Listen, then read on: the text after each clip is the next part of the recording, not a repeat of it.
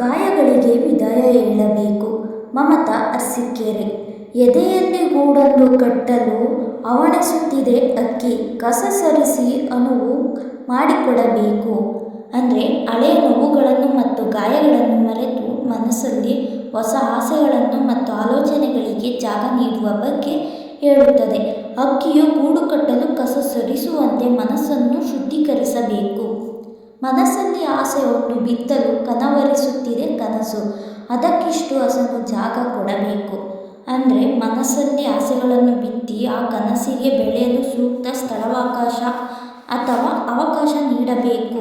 ಭವಿಷ್ಯದ ಕನಸುಗಳು ಮತ್ತು ಆಸೆಗಳನ್ನು ಪೋಷಿಸುವ ಅಗತ್ಯ.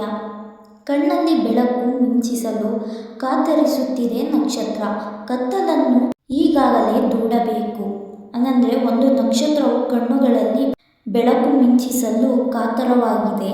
ಆ ಕತ್ತಲೆಯನ್ನು ಕ್ಷಣವೇ ದೂರ ಮಾಡಬೇಕು.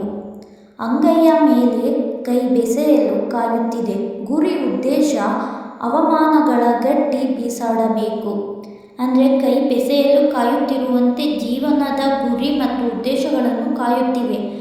ಆ ಗುರಿಯನ್ನು ತಲುಪಲು ಎದುರಾಗುವ ಅವಮಾನಗಳನ್ನು ಕಟ್ಟಿ ಬಿಸಾಡಬೇಕು. ಅಂದರೆ ಅವುಗಳನ್ನು ನಿರ್ಲಕ್ಷಿಸಬೇಕು. ಬಾಂಧವ್ಯವನ್ನು ಗಟ್ಟಿಗೊಳಿಸುವ ಪರವಾಗಿದೆ ಸಂಗಾತ. ಹಳೆಯ ಕೊರಗನ್ನು ಮುಚ್ಚಬೇಕು. ಅಂದರೆ ಸಂಬಂಧಗಳನ್ನು ಗಟ್ಟಿಗೊಳಿಸಲು ಸಂಗಾತಿಯು ಹಳೆಯ ತಪ್ಪುಗಳನ್ನು ಮತ್ತು ಕೊರತೆಗಳನ್ನು ಮುಚ್ಚಬೇಕು ಅಥವಾ ಕಡೆಗಣಿಸಬೇಕು.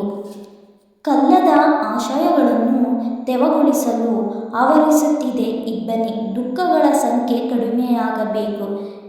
ಹಾಗಂದರೆ ನಿರಾಶೆಗೊಂಡ ಅಥವಾ ಗಟ್ಟಿಯಾದ ಆಸೆಗಳನ್ನು ಮತ್ತೆ ಜೀವ ತುಂಬಲು ಇಬ್ಬನಿ ಅವಸರದಿಂದ ಪ್ರಯತ್ನಿಸಬೇಕು. ಜೀವನದಲ್ಲಿ ದುಃಖಗಳು ಸಂಖ್ಯೆ ಕಡಿಮೆಯಾಗಬೇಕು.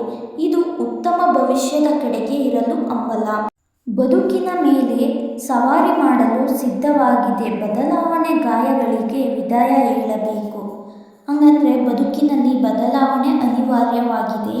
ಹಳೆಯ ನೋವುಗಳನ್ನು ಮತ್ತು ಗಾಯಗಳನ್ನು ಮರೆತು ಹೊಸ ಜೀವನಕ್ಕೆ ಸಿದ್ಧವಾಗಬೇಕು. ಬದಲಾವಣೆಯನ್ನು ಸ್ವೀಕರಿಸುವ ಮೂಲಕ ಜೀವನದಲ್ಲಿ ಮುನ್ನಡೆಯಬೇಕು. ಮುಗುಳು ನಗೆಯನ್ನು ನವೀಕರಿಸಲು ಮುಂದಾಗಿದೆ ಮಹತ್ವಾಕಾಂಕ್ಷೆ. ದಿಕ್ಕು ತಪ್ಪಿದ ಸೂತ್ರವನ್ನು ಸಂಚುಗೊಳಿಸಬೇಕು. ನವೀಕರಿಸಲು ಅಥವಾ ಹೊಸತನ ತರಲು ನಗು ಮತ್ತು ಮಹತ್ವಾಕಾಂಕ್ಷೆಯ ಅಗತ್ಯವಿದೆ. ಆದರೆ ದಿಕ್ಕು ತಪ್ಪಿದ ಸೂತ್ರವನ್ನು ಸರಿಪಡಿಸಬೇಕು ಅಥವಾ ಸಂಚುಗೊಳಿಸಬೇಕು ಎಂಬ ಆಲೋಚನೆ ಇಂದು ಜೀವನದಲ್ಲಿ ಸಕಾರಾತ್ಮಕತೆ ಮತ್ತು ಸರಿಯಾದ ಮಾರ್ಗದರ್ಶನದ ಪ್ರಾಮುಖ್ಯತೆ